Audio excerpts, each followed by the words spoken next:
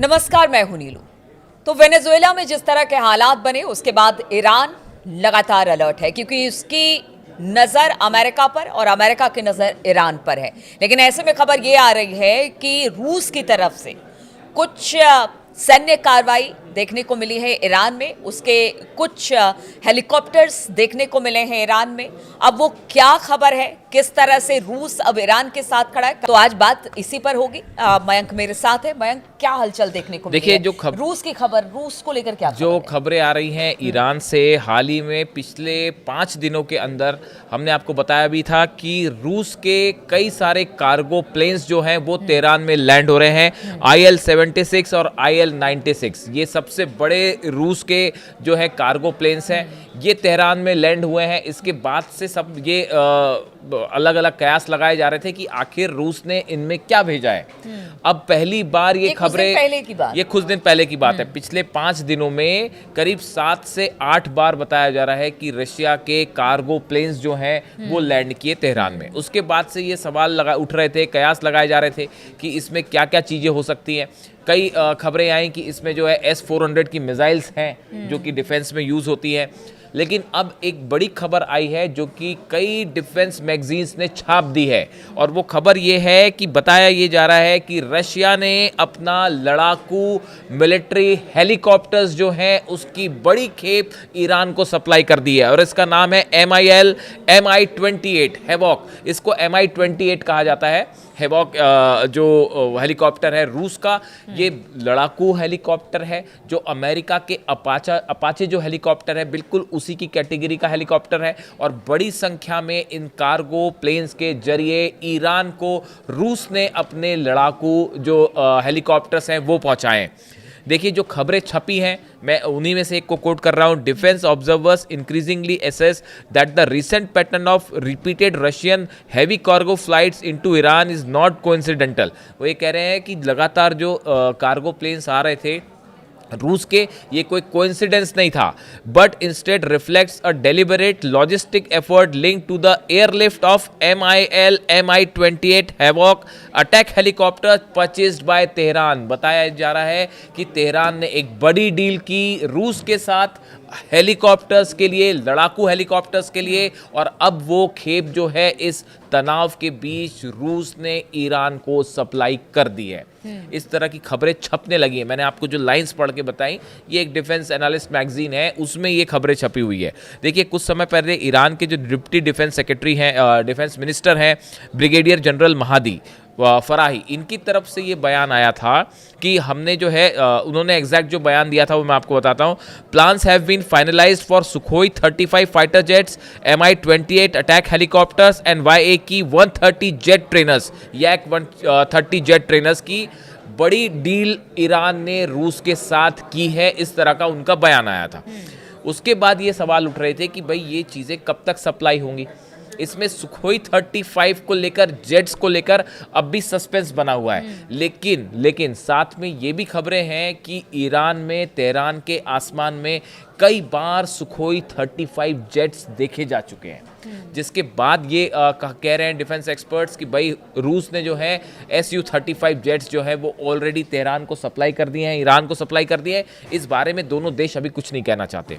अब जो खबरें छप रही हैं वो ये कह रही हैं कि ये जो हेलीकॉप्टर सप्लाई हुए हैं ईरान को, देखिए ये मिलिट्री हेलीकॉप्टर्स हैं, और अगर हम इसकी हल्की सी जानकारी लें, जो अपाचे अमेरिका का हेलीकॉप्टर है, आपने देखा अभी जो वेनेजुएला में ऑपरेशन हुआ उसमें अपाचे हेलीकॉप्टर की बड़ी भूमिका थी। जो वेनेजुएला में जिस तरह से अमेरिकन सोल्जर्स गए और अटैक किया, अमेरिका के जितने बड़े ऑपरेशंस होते हैं, चाहे वो अफगानिस्तान में रहा हो, चाहे वो ईरान के खिलाफ जो ऑपरेशंस है वो रहे हो, इसके अलावा भी जो भी ऑपरेशंस हुए वियतनाम में भी, सब जगह अमेरिका ने अपाचे हेलीकॉप्टर्स का इस्तेमाल किया। अब ये जो अपाचे हेलीकॉप्टर है इसकी तुलना अगर हम ये MI-28 जो रशिया का हेलीकॉप्टर है इससे करें तो देखिए, अपाचे को एक उन्नत सेंसर का उपयोग करके दूर से ही दुश्मन को मार गिराने वाला हेलीकॉप्टर माना जाता है।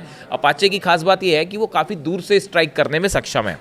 लेकिन जबकि MI-28 हैवॉक एक आक्रामक लड़ाकू हेलीकॉप्टर है जिसे भारी कवच के साथ बनाया गया है ताकि यह सीधे हमले को झेल सके और भारी भरकम नुकसान पहुंचा सके। देखिए, इसकी खास बात यह है कि जो हेलीकॉप्टर्स रूस ने दिए हैं ये दुश्मन के हमले को काफ़ी हद तक झेलने में सक्षम है। यानी इनके ऊपर जब गोले बारूद दागा जाता है या मोर्टार से हमला किया जाता है तो काफ़ी हद तक ये उसको झेल पाता है।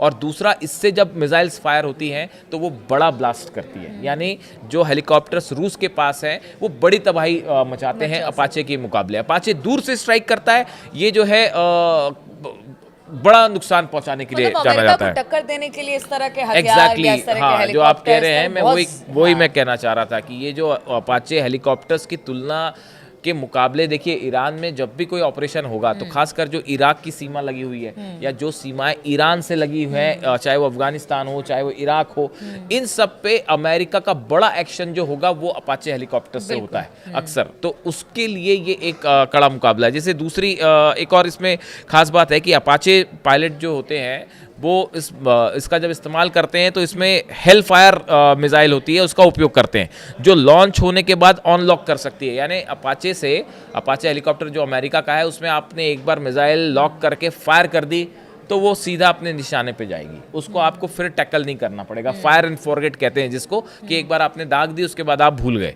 लेकिन ये जो MI-28 है, इसमें अटाका नाम की मिसाइल्स जो हैं वो इस्तेमाल होती हैं, लेज़र बीम से चलती हैं मिसाइल्स।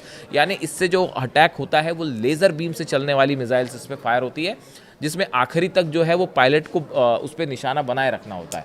लेकिन इसमें खास बात यह है कि इसकी जो मारक क्षमता होती है वो बहुत ज़्यादा होती है। रेंज भी ज़्यादा होती है, मारक क्षमता भी इसकी जो है ज़्यादा होती है। MI-28 की मुख्य ताकत इसकी जीवित रहने की क्षमता है। रूसी हेलीकॉप्टर्स ने पुष्टि की है कि चालक दल एक टाइटेनियम बाथटब में बैठता है जो 20 मिलीमीटर के गोलों को वार को झेल सकता है। देखिए, ये जो हेलीकॉप्टर है इसके अंदर जहाँ हेलीकॉप्टर के अंदर पायलट बैठता है वो एक ऐसे बाथटब में बैठता है जो टाइटेनियम का बना होता है और उस पर हमला कर गया। नहीं, इस हेलीकॉप्टर को कुल मिला के गिराना आसान नहीं है। इसको जब तक आप बड़ी मिसाइल से हिट नहीं करेंगे तब तक ये गिरता नहीं है। हेलीकॉप्टर सुरक्षित है और अधिक भारी होने के बावजूद MI-28 की स्पीड काफ़ी तेज है। देखिए, MI-28 लगभग 320 किलोमीटर प्रति घंटा की अधिकतम स्पीड पर पहुंच सकता है, जबकि अपाचे 293 किलोमीटर पहुंचता है। यानी इस मामले में भी रशिया का हेलीकॉप्टर बेटर है। तो देखिए, ये असल में ये हमने आपको फीचर इसलिए बताए, इस समय ईरान में एक एक चीज़ के लिए जो है वो बड़ा बारीकी से काम हो रहा है, चाहे वो डिफेंस से जुड़ी मिसाइल्स हो, डिफेंस सिस्टम हो, चाहे वो मिसाइल्स की रेंज बढ़ानी हो, चाहे वो नेवी हो, नेवी से जुड़े जितने मिसाइल्स फायर करने हैं वो कैसे हो सकते हैं। ऐसे हर सेक्टर में तेज़ी से काम हो रहा है कि अगर जंग होती है तो इस बार ईरान का डिफेंस मजबूत रहे। और ऐसे हालात में ये हेलीकॉप्टर्स बड़ी भूमिका निभा सकता है उन एरियाज़ में जो कि जुड़े हुए हैं, सीमा से जुड़े हुए। तो ऐसे में अब ये खबरें छपनी शुरू हो गई हैं कि जो कार्गो प्लेन्स आए थे रूस के या लगातार पहुंच रहे हैं, उन कार्गो प्लेन्स के जरिए रूस ने अपना MI-28 हेलीकॉप्टर्स पहुंचाए। रूस अगर ईरान के साथ खड़ा है और उसको हथियार सप्लाई कर रहा है या हेलीकॉप्टर दे रहा है जो एकदम न्यू जनरेशन के हैं, तो इसमें कहीं ना कहीं रूस या फिर चीन, उनका भी हित है। क्योंकि देखिए, अगर अमेरिका इस वक्त जिस तरह से बयान भी आ चुके कि दादागिरी कर रहा है, ये बताने की कोशिश कर रहा है कि हमसे बड़ा और हम एक महाशक्ति है, हम जो चाहे वो कर ले, एक तरह से ये एक नैरेटिव सेट करने की अब अमेरिका की तरफ से कोशिश है। तो इसमें कहीं ना कहीं हित रूस भी और चीन भी देख रहा है कि अगर अमेरिका को आगे बढ़ने से रोकना है, इस तरह की मनमानी से रोकना है, तो फिर साथ देना पड़ेगा। मिडिल ईस्ट में अगर अब ईरान पर हमला होता है और अगर ईरान पे हमले के दौरान रूस और चीन साथ नहीं खड़े होते हैं तो ये रूस और चाइना के लिए एक बहुत बड़ा झटका साबित हो जाएगा। इस पूरे इलाके में अमेरिका का प्रभाव तेजी से बढ़ जाएगा। ये बात रूस अच्छी तरह समझ चुका है, ये बात चाइना अच्छी तरह समझ चुका है। नॉर्थ कोरिया तो हमेशा तैयार ही रहता है, वो एक अलग कैटेगरी है, वो बात कम करते हैं, मिसाइल ज्यादा दागते हैं। तो इस चक्कर में नहीं पड़ता नॉर्थ कोरिया की जो है वो ज्यादा टॉक्स की जाए, वो तो जब भी उसको जवाब देना होता है सीधा मिसाइल जो है अपना टेस्ट कर देता है। देखिए, रूस और चीन जो है, अब ये पूरा मामला जो वेनेजुएला से शुरू हुआ है, देखिए बताया जा रहा है कि अभी कई और देश जो हैं वो ट्रंप के निशाने पे हैं। जिस तरह की चर्चाएं चल रही हैं कि 6 देश ऐसे हैं जिस पर ट्रंप जो है वो निशाना साध सकते हैं। अब इन हालात में मिडिल ईस्ट में कैसे अपने प्रभाव को कायम रखा जाए, ये इस पर निर्भर करता है कि ईरान पर अगर हमला होता है तो ईरान कैसे सुरक्षित रहे। जब ईरान सुरक्षित रहेगा तभी रशिया और चाइना के इंटरेस्ट भी सुरक्षित है, वरना आप ये मानिए कि क्योंकि चीन देखिए मिडिल ईस्ट में ईरान को छोड़कर बाकी सब अगर देखा जाए एक तरीके से तो ऑलरेडी वो अमेरिका के साथ ही है, अमेरिका के साथ ही है पूरा। एकमात्र अगर कोई कांटा है तो वो ईरान ही है तो इस अमेरिका के। हाँ, इसलिए जो है वो इस पूरे इलाके में अब खासकर बशर अल असद जिस तरह से हटे सीरिया से, उसके बाद रशिया का प्रभाव इस एरिया में बनाए रखने के लिए बेहद ज़रूरी है कि रूस मजबूती के साथ ईरान के साथ खड़ा रहे और सिर्फ बातों से ही नहीं हथियारों से भी मदद करे। और इसकी वजह से ही ये कहा जा रहा है कि ये जो कार्गो प्लेन्स लगातार पहुंचे, इसके पीछे एक है बड़ी प्लानिंग के साथ ईरान और रूस काम कर रहे हैं। और जैसा हमने पिछले वीडियो में बताया था कि वेनेजुएला हमले के बाद भी ईरान, रूस, चीन के बीच में एक बड़ी मीटिंग, बड़ी चर्चा हुई है कि आगे कैसे प्लान को आगे बढ़ाना है। अगर किसी तरह का हमले की संभावना बनती है इजराइल की तरफ से या अमेरिका की तरफ से, तो इस सूरत में क्या किया जाए, तो इसको लेकर और ये जो हेलीकॉप्टर्स वाली बात है, ये इसी कड़ी में एक स्टेप माना जा रहा है। तो देखिए हालात कुछ ऐसे बन गए हैं कि ईरान के साथ रूस को और चाइना को खड़ा होना ही पड़ेगा, क्योंकि देखिए रूस और चाइना इस वक्त अमेरिका के लिए चुनौती है, अमेरिका इन दोनों देशों के लिए चुनौती है। अब अगर पावर बैलेंस करना है तो आपको ईरान का साथ देना पड़ेगा, यानी हम चीन और रूस की बात कर रहे थे, क्योंकि अमेरिका ने तो अपना दबदबा दिखा दिया वेनेजुएला में जो कुछ उसने किया। अब आगे क्या होगा, किस तरह से ये पूरा मामला बढ़ेगा, इस पर लगातार हमारी नजर बनी रहेगी।